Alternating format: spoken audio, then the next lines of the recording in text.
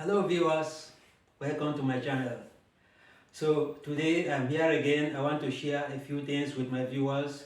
Over the weeks I've been trying to follow up the political situation in Africa, and I've been trying to say one or two things about what is going on there. But today I have to change my direction from that kind of topic and address some issues that affects me directly.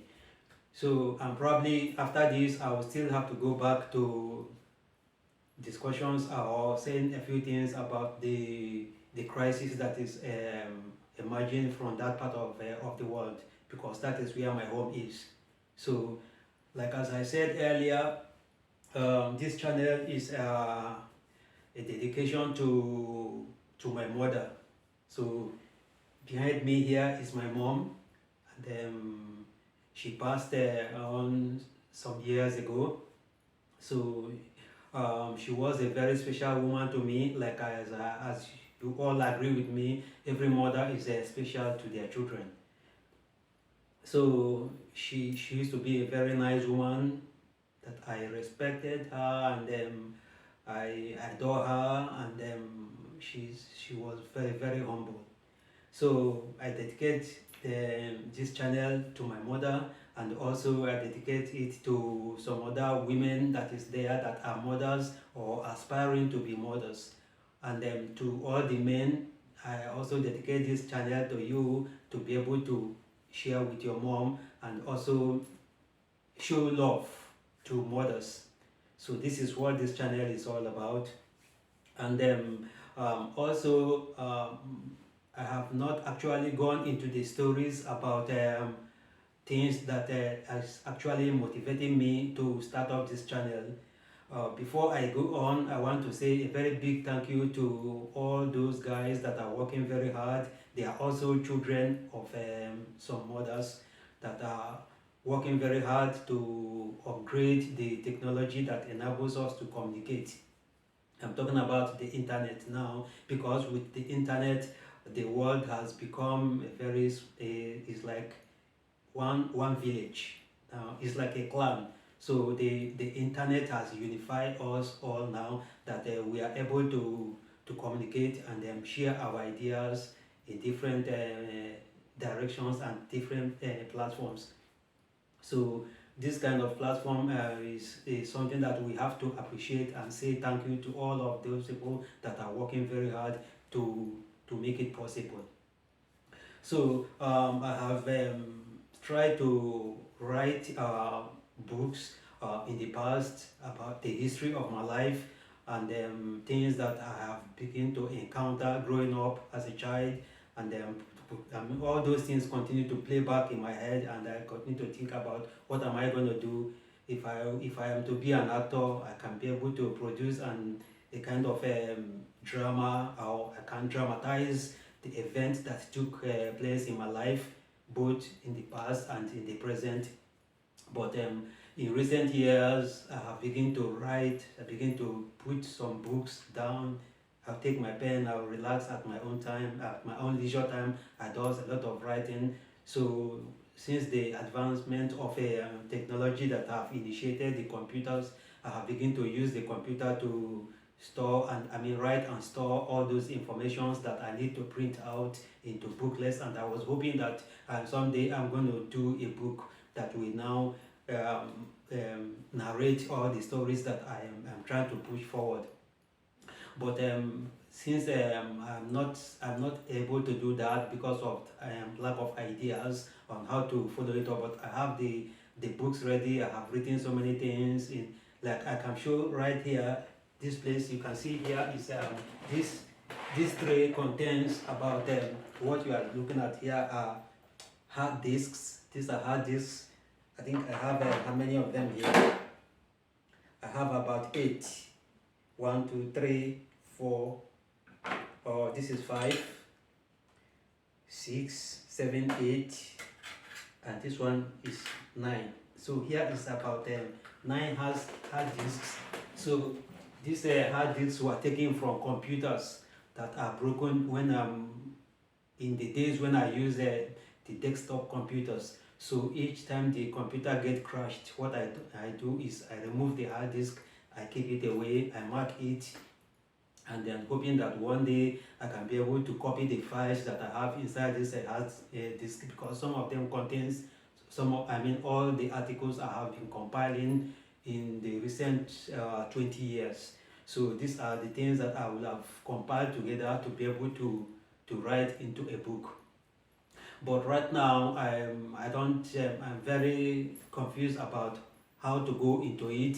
But that is why I have now decided to use this platform to be able to sit. This is a little bit much easier now for me to sit in front of the camera and say a few things. I can begin to do these stories, one video to another, and then probably within a very short time I can be able to begin to slowly introduce the content I'm trying to push forward.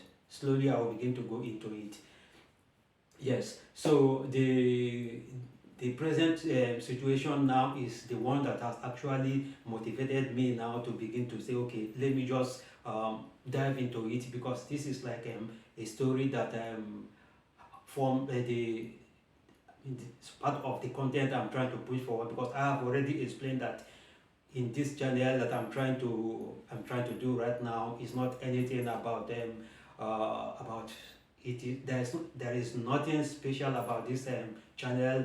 I'm not dealing with any particular subject. The content I'm trying to create is not directed to one particular pattern. I'm going to be going into different kind of things that covers my hobby, my area of specialization in the things I do, how I live my life. In fact, that's why I say that this is just like self-gossip. I'm going to gossip about myself. I'm going to tell about my stories. I'm going to say a little things about how I do my things, and if I'm talking about things that is not even my own stuff, that thing must have to connect with me. So I have to do everything as it is as it forms part of my life. So this is why I created this channel. So today what I'm going to do is that I'm going to talk a little bit about another aspect of my life that has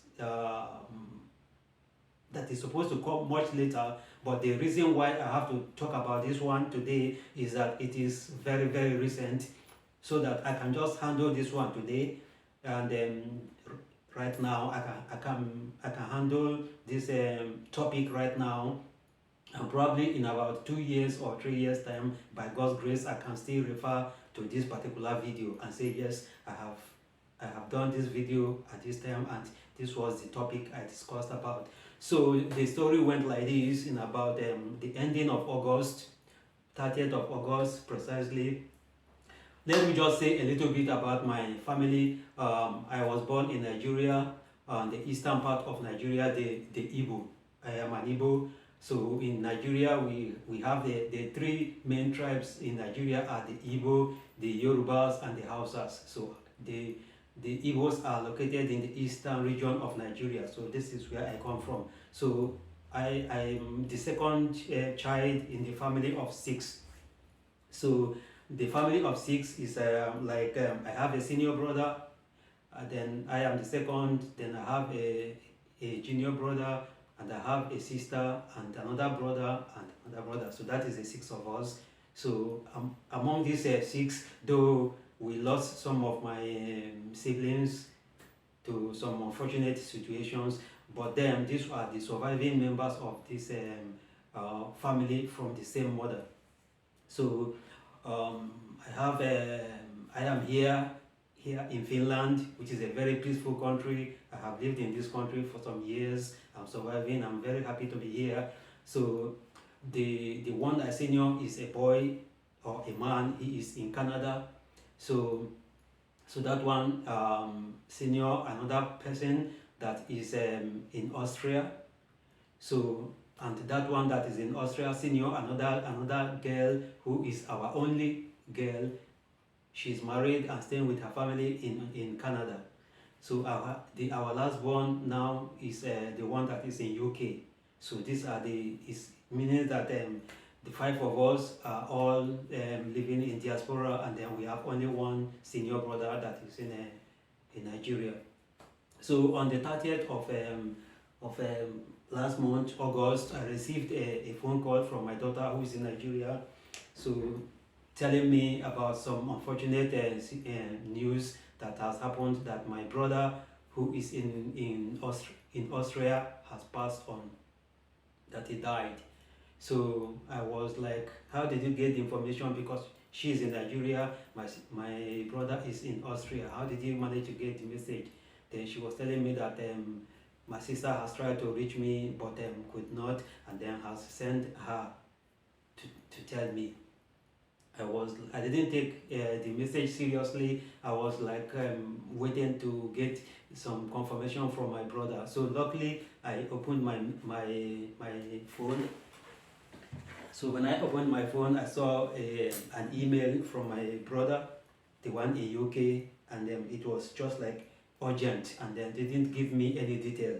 So I tried to call back, and then from there I wrote him an email, and he confirmed that yes, my brother in Austria died. So he committed suicide. I was like so shocked, and that has made a confirmation to what my daughter was trying to say to me, because I was so disappointed, because I felt that my daughter is not in the right position to give any message to me, especially something of that kind of matter should not be handled to my daughter. So it is supposed to be a message that's supposed to be passed to me directly. So I tried to inquire from my brother what the situation was, what happened, and I was told that he committed suicide and with his child. So over the week I became so heartbroken, I became so sad about the whole thing, and I've been trying to make inquiries from him, because right now my kid brother, our last born, who is in UK, is the only person that is keeping me informed about what is going on. So the problem I have with this situation right now, apart from the fact that I lost my brother in another country within the territory of Europe where I'm staying, and I didn't get any good information. I'm not getting details about what happened to him. It's so I feel disappointed. I feel so heartbroken because of it. But then I begin to make inquiries from my kid brother, the one in UK, and I was told that I begin to understand that before then I have received an email, because my daughter now sent to me that I should check my emails. That was on that 30th of August. Then around the first day of September, I received an email from my sister, the one in Canada, telling me nothing specific. It's just like there was no specific announcement of the death of our brother in that email. So I find that she has delayed contacting me, but she said that in the mail she said that she has tried to reach me, but my email was not going through. So this is the kind of lies that people tell, especially among us. If somebody is why haven't you called? It's network problem. Why didn't you come? It's traffic jam. Why, those kind of stories is I'm so used to receiving it, or bad network, or those kind of stuff. But these days technology has improved so well that you cannot say you try to write email to somebody and then it cannot go through. That is not possible, because what you do is you click on the last email that you receive from me, and then you write on it, and then it will just be delivered. Simple as that. So she was not writing any email to me. What she was doing was that she kept the news about my brother's death, because they have already gotten information that my brother has sent a message through somebody to Nigeria with some amount of money, and that money was supposed to be about 43,000 euros. So why would somebody have 43,000 euros and commit suicide? because right now I think with all the economic hardship in Europe, everybody is managing to survive after the pandemic and all all other lockdown associated with the pandemic. People are just trying to pick up. If somebody have hustled and saved up to 43,000, what is happening? Why did you have to have that money and at the same time you take your life? So this is something that is so it mystifies me. I'm finding it difficult to grasp what is actually going on. So this is the story I want to share with my viewers, and I'm really really confused about it, and I feel that my heart is so broken, because I just know that from my point of residence here in Finland, if I want, it is about 1,700 kilometers to Austria, and from Canada my sister will have traveled about 7,000 to 7,500, or about I think it's about 7,700 kilometers from Canada to Austria, and then she's married with children. She's supposed to be more occupied. So if there is anything happening to my kid brother in Austria, I am supposed to be in my position as the second son of of our father and our mother, as a second person.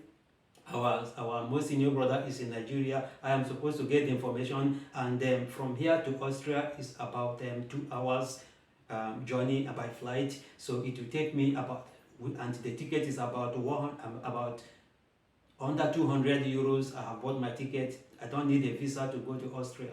So I see no reason why I cannot be in Austria within 3 hours of the announcement of what happened to our brother.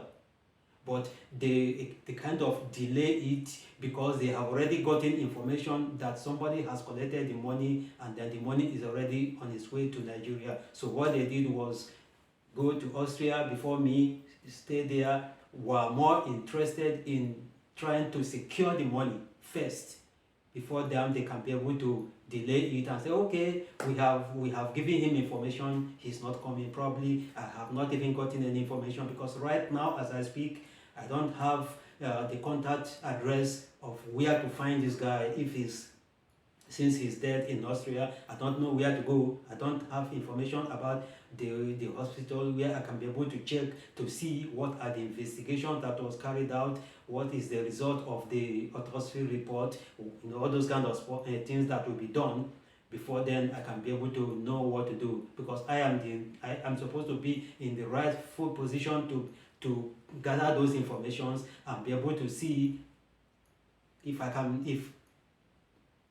we put it aside now, that I'm not even talking about the money. Like, I have to identify that yes, I have to identify the person as the next of kin. I'll identify my brother, and then the document will be now continue, investigation will continue, and all those kind of stuff, before we can then begin to think about I need to call my brother in UK, I need to call my brother in Canada. Then we have to start to see what we can do to be able to arrange for his funeral, because even arranging his funeral is not going to be that easy, because according to the tradition of the Ibos of Nigeria, we don't bury our relatives in diaspora. We don't bury our relatives abroad. We normally take our relatives home. So I would have wanted, in a situation whereby I need to communicate with my brothers and see how much we have, to be able to see if we can be able to arrange the transfer of his corpse back to Nigeria, and especially according to his will, because my kid brother is now telling me that this guy have left a will, and he's saying that he wants to go home. He wants his body to be taken back to Nigeria.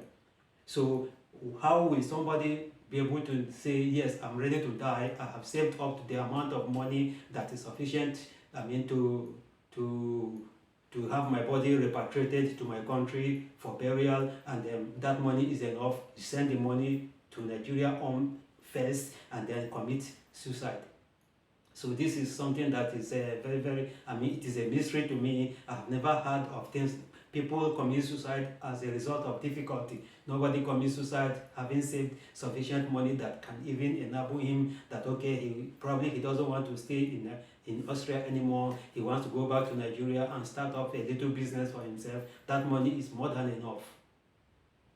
So what actually happened What is happening, I don't know. The only thing I can be able to know right now is that he have left. He left a note, a suicide note, and saying that he wants to go home, and then he has sent the money. So every other thing around that story, I cannot grasp that.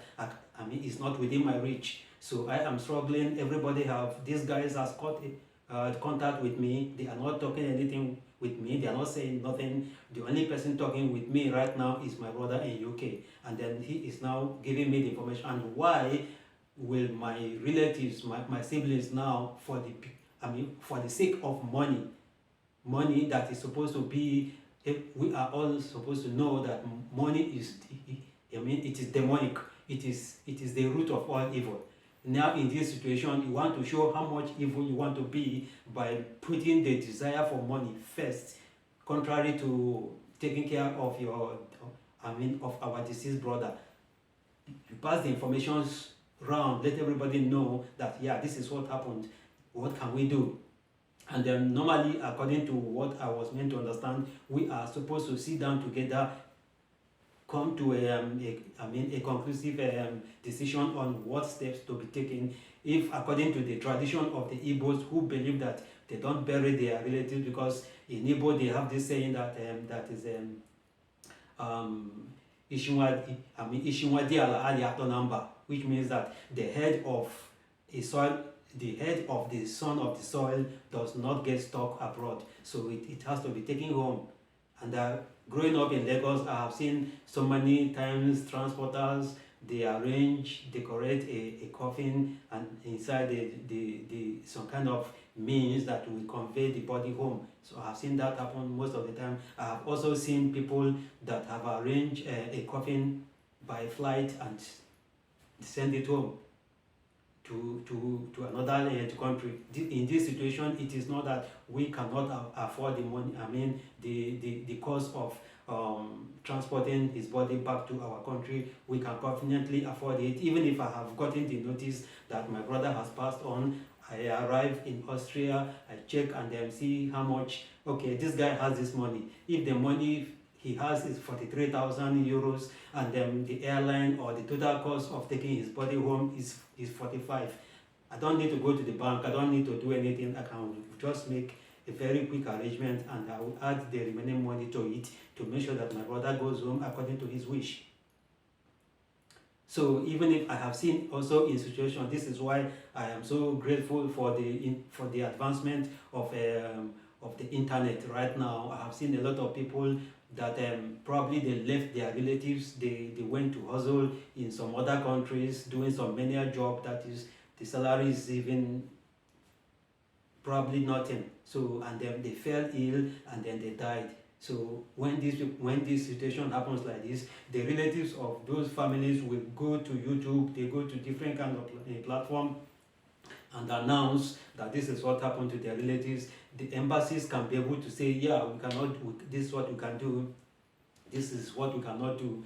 Some of those relatives can be able to say, yeah, we can be able to beg for donations. People will not donate. I have seen a situation where a single person went to a different country and arranged for a body to be transported back home for the relatives of the owner as a means of help. There are people that can do this to be able to assist each other, and then you have to announce that kind of situation through the social media, and people can then begin to give whatever they can to make sure that this person is repatriated back home.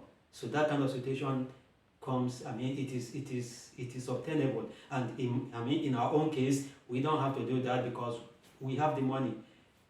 Myself here, my kid brothers, and the four of us we can contribute money, and then if the money is not enough, then we can then decide that, yeah, we cannot raise sufficient money to take our brother home, even though he has not requested.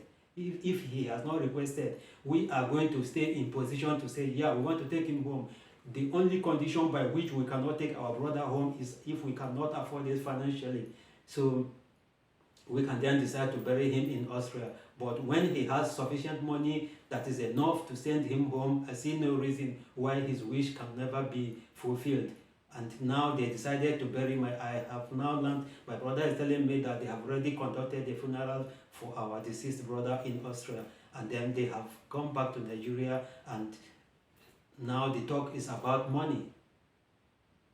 And then our kid sister, who has now intercepted the money in Nigeria with her senior brother who is in Nigeria, they now talking about, because this guy in Nigeria, the senior brother has children whom for some reason, I don't know, everybody has their own agenda of what they want to do with their life. Now they have now taken, I'm now hearing that they are compiling their passports to be taken to the Canadian embassy to secure visas for them to leave Nigeria. So now it hurts that now they are taking advantage of our brother's death and the money he has left now to be able to utilize that money instead of using this money to send his body by flight down to Nigeria and give him the kind of funeral he has desired. Irrespective of how he died, that is not important.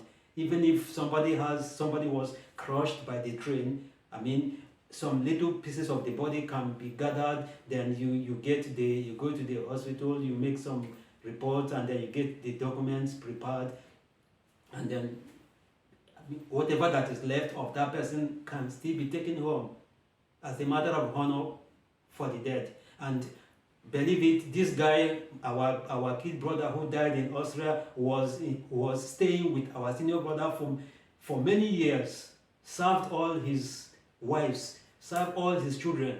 He was the head houseboy of his senior brother for many years. And now, before they were able, I remember I was in Nigeria some time ago. I went with some goods to sell in Nigeria, because those were the time I was taking some vehicles to Nigeria. I sold the vehicles, and then my brother came and said, yeah, I have a ticket, I have a visa to Austria, I need money. How much do you need? I gave him enough money that will buy him a ticket. I gave him money to buy himself a ticket, because I couldn't assist him with the visa. Are you going to Austria? And when he arrived in Austria, I was communicating with him from here. I was talking with him, trying to give him the guidelines of somebody who just arrived in an Europe country. This is what they're going to do. I was trying to assist him. So at the time that I visited Nigeria, I come back, I was calling my brothers to know how he was faring, trying to give him information about the trend of things that was happening in our families, that I needed to get him acquainted with them. I was calling to my brother until we lost contact somehow, because probably he was feeling that maybe I was pestering him for some things or the other. He was the one that saw my missed calls, and he never called me back. So the next thing, I just let him be, because I put him in my prayers. Europe is not easy. When you are here, you have to survive. You have to do things that justifies your living home, and then stay on the safe side. I'm still trying to wrap around my head to be able to find what kind of pressure, what kind of frustration that will have warranted him to taking his own life and that of his son. Why didn't you leave your son? Why do you have to drag your son along? He could have left this child, and then this money could have been kept in his account for this child to grow up with. Now, to make sure that this child he has does not benefit from the money, why did you have to take your son's life? So everything is right now. I am not grasping the whole thing. I cannot comprehend. I don't know what is going on.